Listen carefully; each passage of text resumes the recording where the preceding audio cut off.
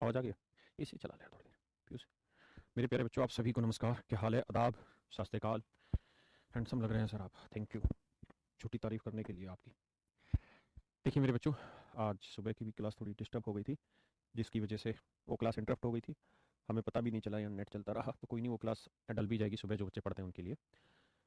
हाँ, आज पीयूष भाई क्लास लेंगे आपकी। तो अब हम आगे बढ़ते हैं जो पढ़ा रहे थे। तो जैसे टाइम एंड डिस्टेंस आप पढ़ेंगे तो आप जानेंगे कि उसमें कैसा सीन रहता है कि भाई स्पीड का रेशियो अगर 3:2 है तो टाइम का रेशियो 2:3 हो जाता है, उल्टा हो जाता है। ऐसा इस वजह से हो पाता है क्योंकि स्पीड और टाइम एक दूसरे के इन्वर्सली प्रोपोर्शनेट होते हैं। लिखे तो जाते हैं ऐसे ही है मेरे बच्चे, लेकिन ये संबंध ऐसे नहीं होता। जब इसको इक्वल का साइन बनाते हैं ना, तो हमें कोई एक ऐसी कांस्टेंट वैल्यू लिखनी होती है, कांस्टेंट वैल्यू लिखनी होती है, वैल्यू लिखनी होती है जिसके रेस्पेक्ट में ये रिलेशन बदलता है, स्पीड और टाइम का रेशियो बदलता है, जिसके रेस्पेक्ट में स्पीड और टाइम का ये रिलेशन बदलता है। तो आप जानते हैं कि स्पीड और लो बेटा, बुक आपको बता तो रखी थी इतना प्लस। तो मेरे बच्चे आपको पता है कि स्पीड और टाइम का रिलेशन किसके रेस्पेक्ट में बदलता है, तो आप कहेंगे सर डिस्टेंस के रेस्पेक्ट में। गिन लियो भाई। तो ये हो जाएगा speed equal to distance upon time. हाँ है ना? जैसे मान लीजिए आप एक फिक्स तनख्वाह कमाते हैं, 5,000 रुपये कमाते हैं, और उसी में आपके 2 बच्चे हैं और आप उनका घर का पालन पोषण करते हैं। अब महंगाई बढ़ गई और महंगाई बढ़ा दी 20%। तो मेरे बच्चे महंगाई बढ़ने से होगा क्या? तनख्वाह तो उतनी है जितनी थी, तो जो फिक्स वाला पार्ट है वो क्या हो गया? तनख्वाह। महंगाई बढ़ गई यानी खर्च, अगर उतनी चीजें खरीदोगे तो पैसे ज्यादा खर्च करने पड़ेंगे। कितने ज्यादा खर्च करने पड़ेंगे? 20%। लेकिन तनख्वाह उतनी है तो क्या करोगे? चीजें कम खरीदोगे। इसका मतलब ये हुआ कि कंजप्शन जो है वो भी इन्वर्सली प्रोपोर्शनेट है किसके मेरे बच्चे? प्राइस के। यानी प्राइस और कंजप्शन का, यानी कीमत और खपत का जो अनुपात है वो बिल्कुल उल्टा है। तो हम लिख तो रहे हैं इन्वर्सली प्रोपोर्शनल, ये होता है प्रोपोर्शनेट का साइन, प्रोपोर्शनल नल, हिंदी में समानुपात कहते हैं। लेकिन ये एक के बटे ले गए इसलिए इसे रेसिप, यानी हिंदी में कहते हैं इसे व्युत्त क्रमानुपात, क्रमानुपात। तो मेरे बच्चे ये कंजप्शन और प्राइस का रेशियो डिफरेंट या जो इन्वर्स हो रहा है वो किस वजह से हो रहा है? किसी कांस्टेंट वैल्यू, किस कांस्टेंट वैल्यू के? उसको बोलते हैं इनकम। कि भाई इनकम फिक्स है सर, तो अगर प्राइस बढ़ेगा तो कंजप्शन घटेगी, कंजप्शन बढ़ाओगे मतलब प्राइस अगर घट जाएगा तो कंजप्शन बढ़ जाएगी। हाँ है ना?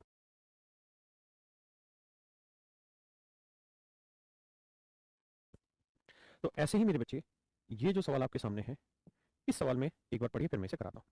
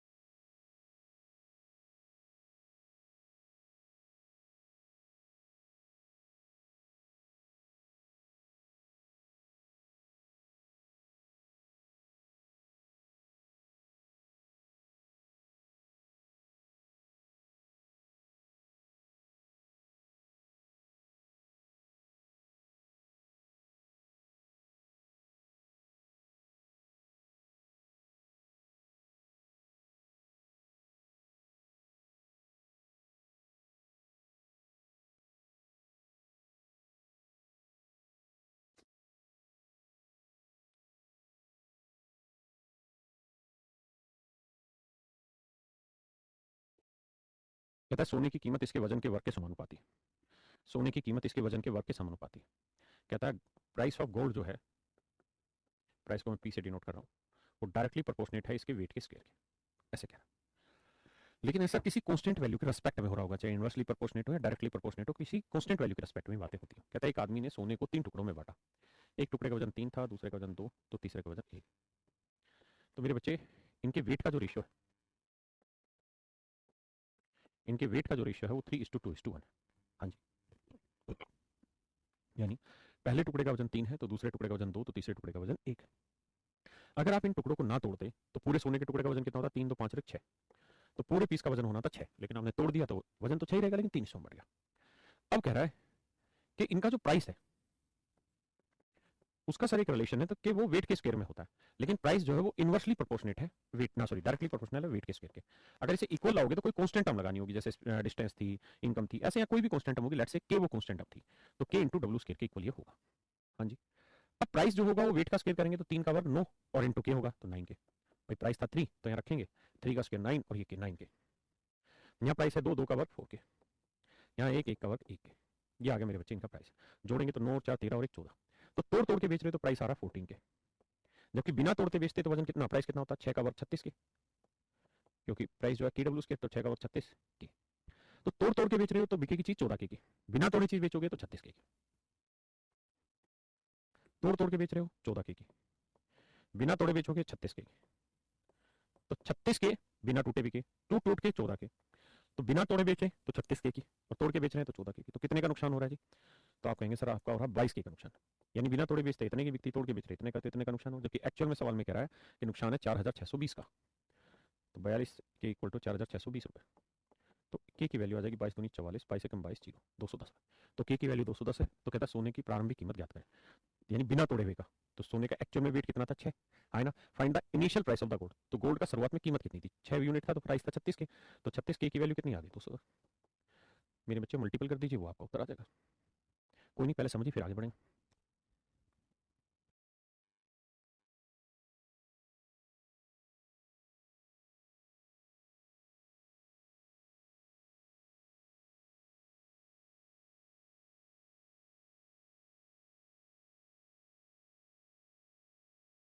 के साथ का हाँ।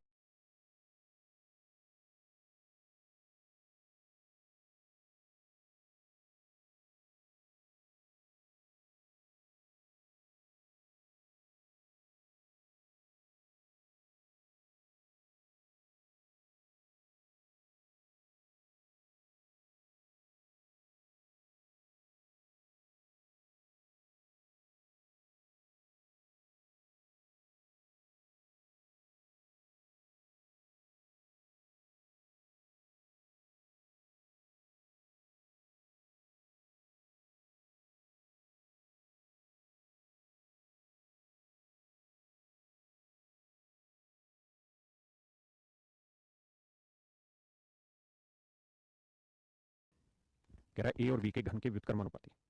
कहता है ए और बी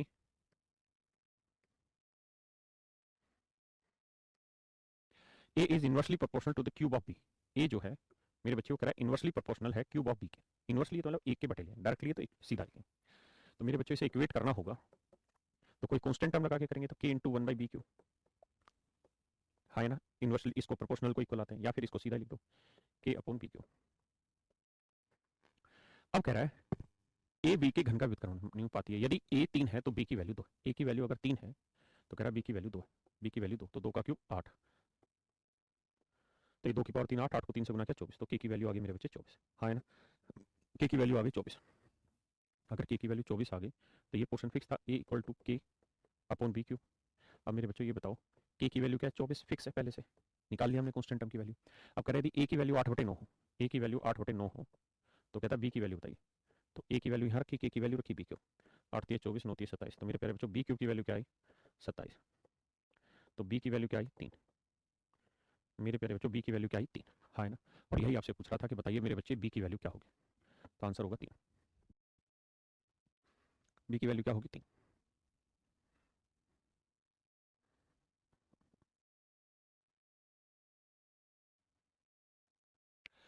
है। अभी साई रोहित सुबह क्लास हुई थी, लेकिन फिर हम ठीक है, कल से मैंने मिक्सर एंड एलिगेशन शुरू करना है, नया चैप्टर करना। मैंने संडे था ये खत्म, लेकिन संडे में बस मस्ती में काटता रहेगा। देखिए सवाल में कह रहा है कि A is inversely proportional to the cube of B. A जो है इनवर्सली प्रोपोर्शनल है, ऐसा कह रहा है। अब मैंने मेरे बच्चे ये कहा कि देखो ये इनवर्सली का जो साइन है, अगर आप इसे इक्वल में कन्वर्ट करना चाहते हैं तो you have to take some fix value. Let's say K is that fix value that we are going to discuss. So A equal to K upon B cube. अब क्वेश्चन में कह रहा है क्या? बाजरे दा सिटा। सवाल में कह रही है भैया क्या कि अगर ए की वैल्यू 3 लेते हैं तो बी की वैल्यू 2 है। तब बी की वैल्यू 2 है, तो 2 की पावर 3 करेंगे क्या आएगा? 8। तो इसका मतलब के की वैल्यू एक्चुअल में कितनी आ गई? 24। अब फंक्शन था ए equal to K upon B cube. अब मेरे बच्चे के की वैल्यू क्या है? 24। ए की वैल्यू क्या है जी? 8/9, 24/b क्यू। 8 दिया 24, 9 दिया 27। तो मेरे प्यारे बच्चों बी क्यू की वैल्यू क्या आई? 27। और बी क्यू की वैल्यू 27 है, तो बी की वैल्यू क्या आई मेरे बच्चे? 3। बस। गौतम भैया कौन है? आकाश, इस बच्चे का नंबर निकाल। बजरेदा सीटा रे बजरेदा सीटा, निकाले इस रोंडे का नंबर। आज ही अपनी मम्मी से बात कराएगा, और फिर जिन शब्दों का प्रयोग इसने यहाँ किया वही इसकी मम्मी को भी बुलवाएंगे, इसी से बुलवाएंगे, और बताएंगे कि जो सपूत आपने पैदा किया है वो कितने अच्छे शब्दों का इस्तेमाल करता है। बाजरे दा सिट्टा, कुछ बहुत एज का क्वेश्चन भी, लेकिन वो मिक्सर एंड एलिगेशन है। कैट का प्रभात जी जरूरत नहीं है, ठीक है। और मेरे बच्चे हिंदी में कहते हैं समानुपात।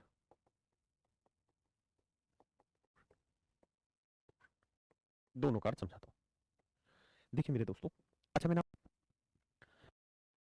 चैप्टर में बच्चे कल से ये तो रेशियो का ही एक छोटा सा टाइप है, वो रह रखा है बस। हाँ, तो मैं ये कह रहा था कि क्या कर रहा था, हाँ, कि मिक्सर एलिगेशन कल पढ़ेंगे जो नेक्स्ट चैप्टर है। आप सबके आज कमेंट्स पढ़ लूंगा, सबके जवाब दे दूंगा, इसे कराने दीजिए, ठीक है। हाँ, तो मैं ये कह रहा था, एक भाई कह रहा कि सर कमेंट्स को पब्लिक कर दीजिए। मेरे भाई पब्लिक ही तो है। आप क्या चाह रहे हैं कि एक बच्चे को बाकी सबके कमेंट पढ़ने को मिल जाए, ऐसा चाह रहे हैं क्या? ऐसा भी हो सकता है, लेकिन उसके केस में आपकी जो फीस है ना 1999 से बढ़ा के 19,999 करनी पड़ेगी। कारण क्या होता है मेरे बेटे, सर्वर की कोस्टिंग होती है, और उस सर्वर का जो डाटा भी सिर्फ मेरी क्लास आप तक जा रही है, ऐसे फिर हर बच्चे का डाटा तक भी आप तक पहुंचेगा, तो वो सर्वर कोस्टिंग बहुत महंगी पड़ जाएगी। इसलिए ऐसा संभव नहीं होता ऑनलाइन क्लास में कि सबके कमेंट आपको मिले। आप यूट्यूब का कंपैरिजन हमसे मत करिए, क्योंकि यूट्यूब बहुत बड़ी चीज होती है, ठीक है। हम उसके आसपास भी नहीं हो टेक्नोलॉजी में। हाँ, अब मुझे पढ़ाने दीजिए। तो मैं कह रहा था, जैसा आपको इसके शब्द से ही महसूस हो रहा होगा, समान अनुपात, समान अनुपात, समान अनुपात। जैसे मेरी और मेरी घरवाली की वाली की उम्र, मेरी उम्र है मान लीजिए 21 साल, मेरी घरवाली की उम्र भाई 18 साल। हाँ है ना, मेरी उम्र है 21 साल, मेरी घरवाली की उम्र है 18 साल। ऐसे ही तुम्हारी, तुम्हारी और तुम्हारी बाहर वाली की जो उम्र है 35 साल और 30 साल। तुम्हारी बाहर वाली और तुम्हारी उम्र 35 साल 30 साल है, मेरी और मेरी घरवाली की उम्र 21 साल और 18 साल। हाँ है ना। तो मैं आपसे ये जानना चाह रहा हूँ कि मेरी और मेरी घरवाली की आयु और तुम्हारी बाहर वाली की आयु, इन दोनों में अभी कुछ संबंध दिखाई दे रहा है? सर बाहर वाला तुम्हारे लिए होगा, बाहर वाला। अच्छा, लड़की बाहर वाला, ठीक है बेटा, तू अपना मान ले। तो मैं आपसे जानना चाह रहा हूँ कि इनमें कुछ रिलेशन समझ में आ रहा है या नहीं? तो आप कहेंगे कि हाँ सर, एक रिलेशन समझ में आ रहा है। क्या? कि सर यहाँ और यहाँ का जो रेशियो है, मेरी और मेरी घरवाली की रेशियो 3 7 21 3 6 18, यानी सर मैं 7 का तो घरवाली 6 की। तुम्हारी और तुम्हारी बाहर वाली की उम्र का अनुपात देखिए तो 5 7 35 5 6 30, सर वो भी 7 6 आ रहा है। इसका मतलब मेरे बच्चे, जो उम्र का अनुपात यहाँ है वही उम्र का अनुपात यहाँ है, और अगर दोनों रेशियो आपस में सेम है तो इनको हम कहते हैं समानुपात। क्या कहते हैं? समानुपात कहते हैं, समान अनुपात कहते हैं। हाँ है ना। लेकिन अगर मैं इन शब्दों को यहाँ घुमा लेता और मैं ये ऐसे कह देता, कह दूं तुम्हें या चुप रहूं, ऐसे कर देता है, ये कुछ ज्यादा खतरनाक। मतलब यहाँ 35 कर देता, यहाँ 30 कर देता, तो आप कहते कि सर यहाँ 6 आ गया और यहाँ 7 आ गया। फिर आप कह देते सर यहाँ है 7 6, वहां है 6 7, तो इनवर्स प्रपोर्शन हो गया, है ना। अनुपातों में जो संबंध है वो कैसा है? इनवर्स। और इससे पहले वाले अनुपातों में जो संबंध था, बाजरे दा सिट्टा तेरी तो, इनमें जो संबंध था इससे पहले वालों में, वो 7 6 था, वहां पे भी 7 6 था, वो डायरेक्ट प्रोपोर्शन यानी इक्वल रेशियो है। जैसा संबंध इसका इससे बीच में है, वैसा ही संबंध इसका इसके बीच में, हाँ है ना। ये प्रोपोर्शन का मतलब है। अब इसी बात को और आगे ले चलते हैं। क्या? कि जो संबंध ए का बी से है, अगर वही संबंध सी का डी से, यानी जो रिलेशन ए का बी से है वही रिलेशन सी का डी से है, और ये दोनों सेम रिलेशन है, जैसे मान लो ये 5:1 है और ये भी 5:1 है, तो दोनों रेशियो आपस में इक्वल है, तो इक्वल का साइन दे देंगे। लेकिन मेरे बच्चों थोड़ा सा समझ के बताइए, क्या मैथमेटिकली चीजों को इस तरीके से लिखना ठीक बात है? आप कहेंगे ना सर गलत बात है। अगर आपको लिखना ही है तो फिर आप ऐसे लिखिए, 5/1 इक्वल है ये वाला 5/1, ऐसे लिखिए। ऐसे तो लिखना कतई भी उचित बात नहीं है, हाँ है ना। तो मेरे बच्चों, जो ये उचित बात नहीं है या जो लिखने का एक तरीका है, उसी तरीके में क्या काम करते हैं कि सर इस इक्वल वाले साइन की जगह 4 बिंदी लगा दो। कितनी बिंदी लगा दो? 4 बिंदी। इसका मतलब हो गया जो रेशियो ए का बी से होगा वही रेशियो सी का डी से भी होगा, हाँ है ना। वही रेशियो मेरे प्यारे बच्चों सी का डी से होगा, ये प्रोपोर्शन कहलाता है। सोल्व करोगे तो ए बाई बी आ जाएगा, इसका मतलब इक्वल होता है, ये आ जाएगा सी बाई डी। सोल्व करोगे डी को ए से गुना कर दो, बी को सी से कर दो, तो ए इंटू डी, बी इंटू सी। छोटी क्लास में हम पढ़ते थे, नजदीक नजदीक की गुना, दूर दूर की गुना, ए इंटू डी बी इंटू सी। बाजरे दा सिट्टा, पढ़िए भैया एक बार।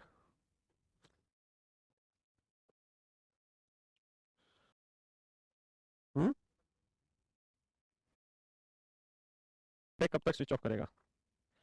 अगर बहुत प्यार भी डालूंगा तो फोन नंबर भी डालूंगा। ओके, नागर भाई, नागर छोरा। आइए मेरे बेटे, एक शब्द होता है मीन प्रोपोर्शन। आई आई, मीन प्रोपोर्शन, हिंदी में बाबू इसे कहते हैं मध्य समानुपात। समानुपात निकाल के बताइए क्या होगा? मध्य समानुपात निकाल के दिए, है ना। इनके बीच का समानुपात, मध्य मतलब इनके मध्य में कोई नंबर है जो इन दोनों में समान संबंध बनाता है, यानी ए और बी के बीच में कोई ऐसा नंबर है, जैसे एक्स मान लीजिए कोई नंबर है, तो एक्स जो है वो ए से जैसा रिलेशन बनाता है वैसा रिलेशन एक्स का बी से बनता है। मतलब ए से एक्स का जो रिलेशन रहता है वैसा ही रिलेशन एक्स का बी से, माने ये दोनों ही संबंध आपस में बराबर है ना। मीन का मतलब बिल्कुल मध्य में, जो इससे भी वही संबंध बनाता हो और वही नंबर इससे भी वैसा ही संबंध बनाता हो। तो सोल्व करेंगे मेरे बेटे, तो नजदीक नजदीक उड़ा दो, दूर दूर उड़ा लो। तो एक्स को एक्स से किया एक्स के, और ए को बी से किया ए बी, तो एक्स की वैल्यू आएगी रूट बी। यानी मेरे बच्चों इसका मतलब ये हुआ कि अगर कोई दो नंबर ए और बी दे रखे और इनका मीन प्रोपोर्शन आपसे पूछा हुआ है, तो इसका उत्तर होगा हमेशा ही उन दोनों नंबर के प्रोडक्ट का स्क्वायर रूट, उन दोनों नंबर के प्रोडक्ट का स्क्वायर रूट। पक्का भाई? वेटपाल कह रहा है आकाश मुरैना का, मुरैना आ जाएंगे भैया, बताइए। अभिलाष कह रहे हैं आदरणीय गुरुदेव 12 दिसंबर को आईबीपीएस क्लर्क का एग्जाम है, प्लीज सर डीआई का वीडियो प्रोवाइड करवा दीजिए। भाई कल से शुरू कर, और आईबीपीएस पीओ का ही, पीयूष बोल दे उनको, बैंक वाले टीचर को, कल से नहीं तो कल 30 तारीख है ना, या 29 सर, कल 30 है ना, 1 तारीख से शुरू कर दे। ठीक है, जो बच्चे आईबीपीएस पीओ की तैयारी कर रहे हैं वो, रोहित कह रहा पाकिस्तान का तो नहीं है। बाजरे दा सिट्टा,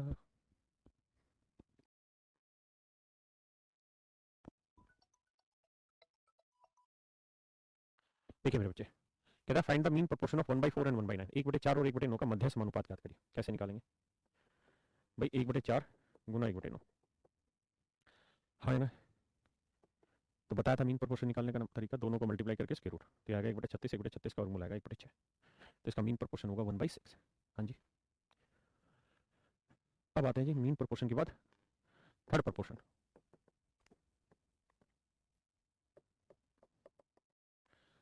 तृतीय समानुपाती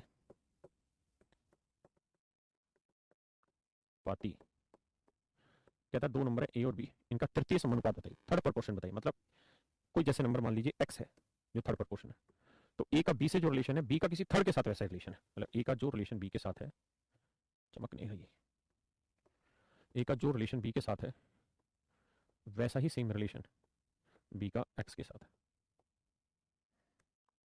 हाँ है ना।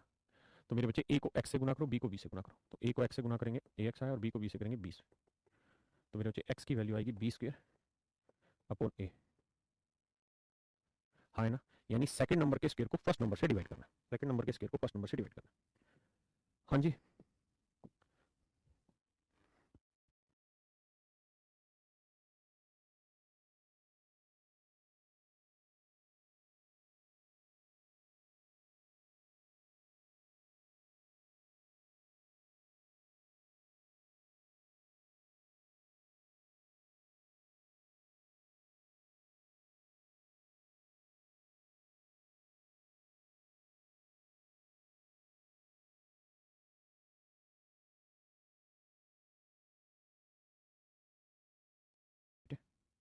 तभी बताया कि दूसरे नंबर के स्क्वायर को फर्स्ट नंबर से डिवाइड करना, तो दूसरे नंबर के स्क्वायर को यानी एक्स का मतलब थर्ड प्रोपोर्शन,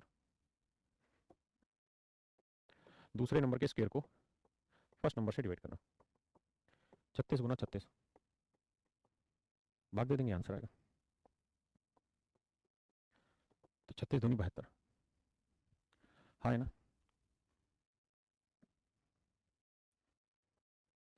समझे मेरे बच्चे?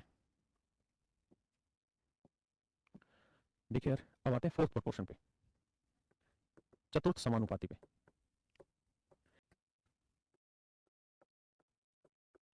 बी और सी, सॉरी माफ करिए, 3 नंबर। तो सवाल में ऐसा कहेगा कि भाई ए का बी से जो रिलेशन है वैसा ही रिलेशन सी का किसी चौथे से एक्स से, ए का बी से जो रिलेशन है वही सी का फिर एक्स से रिलेशन है, हाँ है ना मेरे प्यारे बच्चों। तो गौर से देखेंगे तो ए को एक्स से गुना करेंगे, बी को सी से, तो ए इंटू एक्स बी इंटू सी।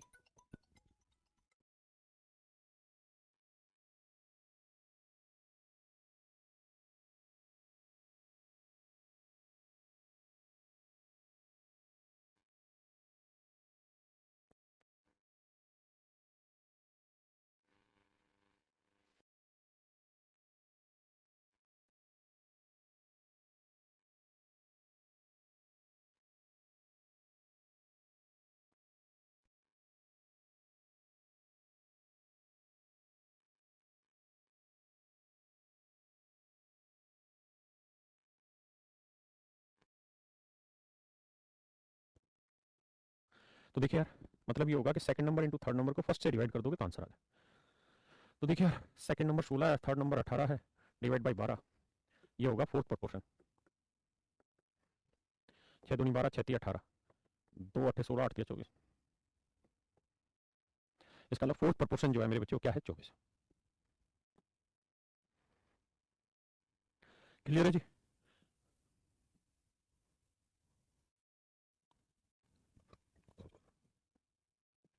चलिए जी करिए, अभी बेसिक क्वेश्चन आगे एज वाले करिए।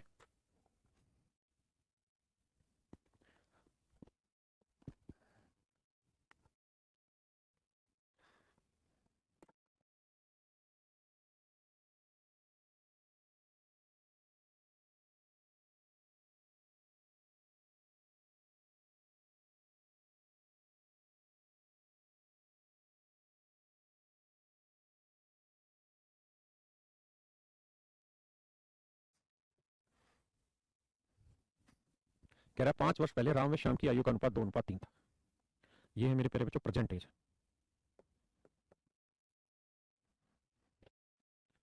कहता है जी राम और श्याम की 5 वर्ष पहले, 5 साल पहले एज का रेशियो 2:3 था, 2:3 था। और अब से 5 वर्ष बाद उनकी आयु का अनुपात 3:4 होगा, और 5 साल बाद उनकी आयु का अनुपात 3:4 होगा। तो कहता है जी उनकी वर्तमान आयु का योग ज्ञात करें। तो बताइए भाई उनकी प्रेजेंट एज कितनी। देखिए मेरे बच्चे मैं डिटेल बताता हूँ, शॉर्ट में दोनों से समझिए। मुझे डिटेल बताना हो तो मैं ऐसे करूंगा कि मैं ये मान लूंगा कि भाई इसकी जो उम्र है वो 2x है, तो इसकी उम्र है 3x। कि भाई राम की पहले थी 2x तो श्याम की थी 3x। अब राम 2x था 5 साल में, तो प्रेजेंट आया, फिर 5 साल बाद, तो 5 और 5 कितना हो गया, 10 साल बाद। तो राम की उम्र थी 2x, इसमें जोड़ दिया 10 साल। श्याम की उम्र थी 3x, इसमें जोड़ दिया 10 साल। तो 10 ही साल राम में जोड़ दो, 10 ही साल श्याम में जोड़ दो। जोड़ने के बाद इनकी एज का रेशियो हो जाता है 3:4। इनकी एज का रेशियो है 3:4। इनकी एज का रेशियो है 3:4, हाँ है ना।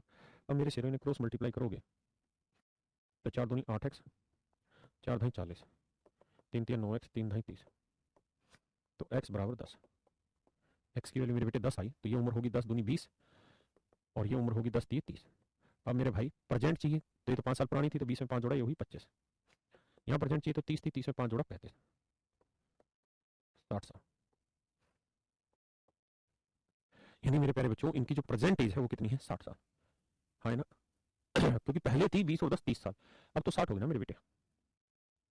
अब इनकी प्रेजेंट एज का समझो हो गया, वो हो गया 60 ईयर्स। देखिए जी एक तरीका तो है ये।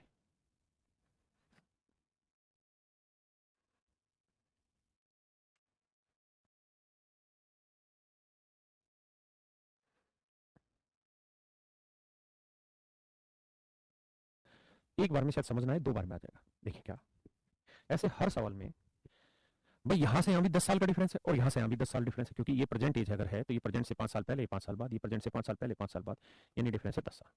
तो मेरे बेटे अगर ऐसी बात है तो आप यहाँ देखिए यूनिट वाइज कितना डिफरेंस है। 2 से कितना हो गया 3, तो डिफरेंस आया 1 यूनिट। यहाँ 3 से क्या हो गया 4, तो डिफरेंस आया 1 यूनिट। तो यहाँ 5 और 5 10, तो 1 यूनिट है कितनी, 10 साल। तो 1 यूनिट है 10 साल, हाँ है ना। तो 2 यूनिट है कितनी, 20 साल। 3 यूनिट होगी 30 साल। अगले सवाल में अपने आप बातें समझ में आ जाएगी। Have some patience. अब 20 साल है तो 5 जोड़ा 25, ये 30 साल है तो 5 जोड़ा 35, 25 जमा 35 करेंगे तो आंसर आएगा मेरे बच्चे 60 साल। ये मेरे प्यारे प्यारे शेरों बच्चों आपका सही उत्तर है।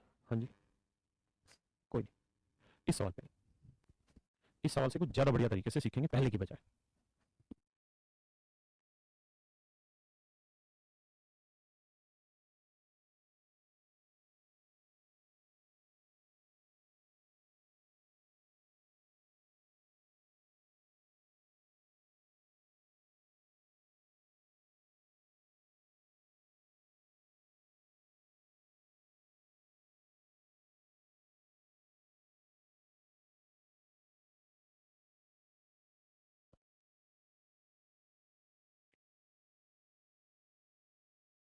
देखिए मेरे बच्चे सवाल में क्या कह रहा है। कह रहा है 5 साल पहले राम व श्याम की आयु का अनुपात, ये है प्रेजेंट एज।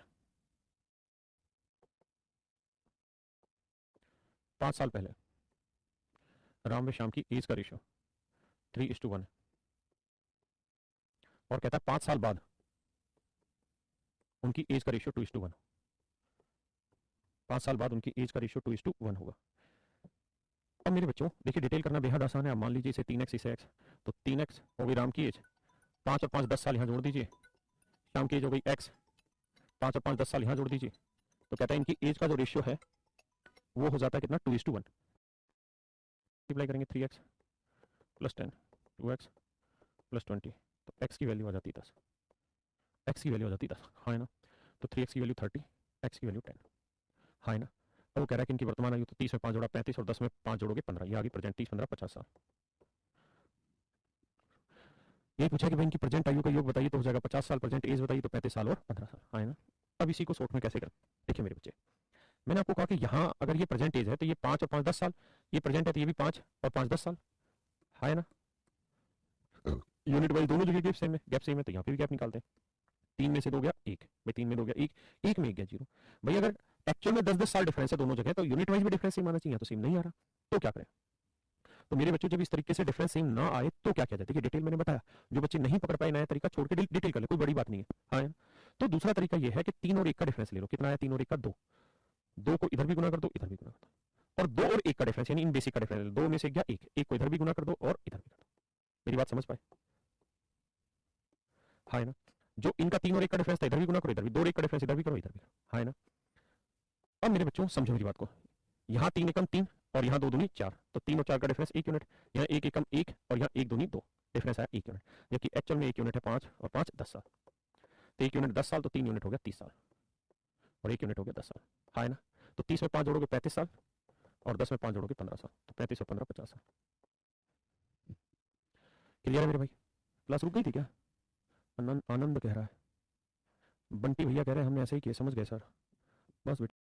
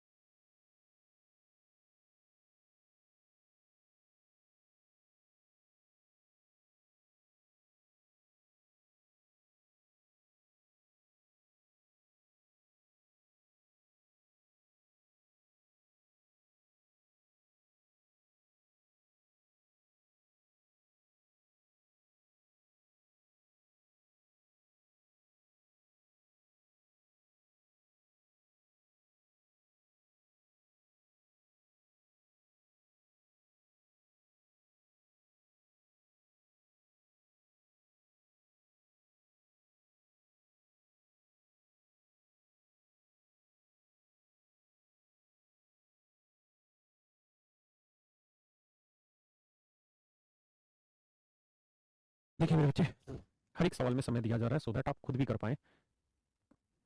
कह रहा है कि राम की आयु उसकी बेटी की आयु का 4 गुना, 5 वर्ष पहले, कहता प्रेजेंट की बात हो रही है, तो प्रेजेंट एज में राम की आयु उसकी डॉटर की एज का 4 टाइम्स, यानी 1 है तो ये कितना है भाई 4 टाइम्स 4, 5 साल पहले राम की एज, कहता 5 साल पहले 5 ईयर्स एगो राम की आयु अपनी बेटी की आयु का 9 गुना थी, ये 1 थी तो कितनी थी 9, कहता दोनों की वर्तमान आयु क्या थी। अब ध्यान दीजिए मेरे बच्चे, कहानी क्या है, कहानी ये है कि भैया डिटेल करना हो तो कोई आपत्ति ही नहीं है, डिटेल में यहाँ 9x ले लीजिए यहाँ x ले लीजिए, तो राम की थी 9x, 5 साल जोड़ दो, बेटी की डॉटर की थी x, 5 साल इसमें भी जोड़ दो, तो 5 साल बाद इनकी एज का रेशियो 4/1 होगा, तो 9x बस सोल्व कर लेना आंसर आ जाएगा। लेकिन अगर शॉर्ट में करना हो भैया तो तरीका बताएं, 9 और 1 का डिफरेंस कितना है 8, 8 से इधर भी गुना करो इधर भी गुना, 4 और 1 का डिफरेंस कितना है 3, 3 से इधर भी इधर भी, ऐसा करने से यहाँ डिफरेंस 27 और ये 32, 27 और 32 का डिफरेंस कितना है 5 यूनिट, यहाँ 3 और 8 का डिफरेंस भी कितना है 5 यूनिट, और एक्चुअल में यहाँ पे 5 साल का अंतर है, यहाँ पे 5 साल, तो 5 यूनिट रिप्रेजेंट कर रहा है 5 साल को, तो 1 यूनिट की वैल्यू 1 साल, तो 32 यूनिट की वैल्यू 32 साल और 8 यूनिट की वैल्यू 8 साल। तो पूछा है कि अब बताइए तो 32 साल और 8 साल।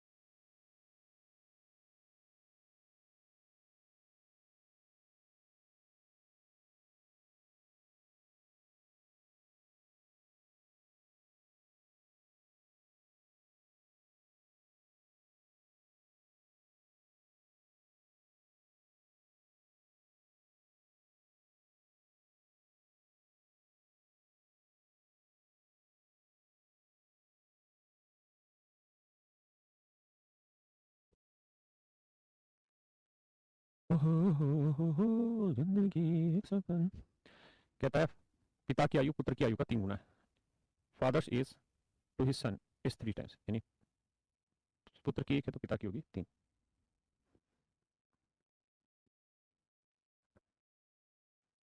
हाँ है ना। 5 वर्ष पहले पुत्र की आयु पिता की आयु का 1/6 गुना थी। 5 वर्ष पहले पुत्र की आयु पिता की आयु का 1/6 गुना है। पिता की आयु का 1/6 गुना है, तो मतलब पिता की 6 है तो पुत्र की 1 है भाई। 1/6 का मतलब फादर की 1 तो सन की कितनी 1। अब प्रेजेंट एज निकालते हैं सबसे पहले तो कैसे? एक तो मेरे बच्चे डिटेल कार्रवाई आप खुद ही कर लेंगे, मुझे लगता है आप सबको आता होगा डिटेल करना। इसे 6x मान लो, इसे x मान लो, फिर 6x में 5 जोड़ो, x में 5 जोड़ो इक्वल टू 3:1 रेशियो लिख दो। या फिर दूसरा तरीका 6 और 1 का डिफरेंस कितना हो जी 5, 5 से इधर कर दो। 3 और 1 का डिफरेंस 2 से इधर कर दो। तो देखिए यार ये हुआ 12, ये हुआ 15, तो 12 और 15 का डिफरेंस 3 यूनिट। ये हुआ 2, ये हुआ 5, कितना डिफरेंस है 3 यूनिट। तो इधर भी 3 यूनिट, इधर भी 3 यूनिट, जबकि एक्चुअल में इधर भी 5 साल, इधर भी 5 साल, तो 3 यूनिट है 5 साल। तो 1 यूनिट की वैल्यू 5 बटे 3 साल। 1 यूनिट की वैल्यू 5 बटे 3 साल है ना। तो सवाल में कह रहा है कि उसकी माँ की आयु ज्ञात करें। पहले बाप की तो निकाल दो। तो इसके बाप की प्रेजेंट एज कितनी भाई 15 यूनिट। तो इसके फादर की present age, father's present age 15 unit है। अब मेरे प्यारे बच्चों 1 यूनिट की वैल्यू 5 बटे 3 साल। 3 5 15, 5 5 25। तो इसके बाप की जो प्रेजेंट एज है वो है मेरे प्यारे बच्चों 25 साल। कह रहा शादी के समय इसकी माँ इसके पिता से 5 साल छोटी थी। तो भाई तब 5 साल छोटी, तो आज भी 5 छोटी रहेगी, थोड़ी बढ़ जाएगी। डिफरेंस तो एज का उतना ही रहेगा। बोलो ना मेरे भाई, अगर मेरे और आपकी एज में अंतर 5 साल का है तो आज भी उतना ही होगा, कल भी 5 ही साल रहेगा। तो ऐसे 5 साल छोटी थी तो आज भी 5 साल छोटी होगी, यानी आज कितने की होगी 20 साल। शायद ये पूछा होगा उसकी माँ की आयु ज्ञात करें, तो 20 साल। अगर कहता है बेटे की उम्र बताओ तो 5 यूनिट है भाई। 1 यूनिट की वैल्यू कितनी है 5 बटे 3, तो आंसर आएगा 25 बटे 3 साल। क्लियर है भाई? चलिए एक आखिरी सवाल है, क्या छोटा सा नन्ना सा।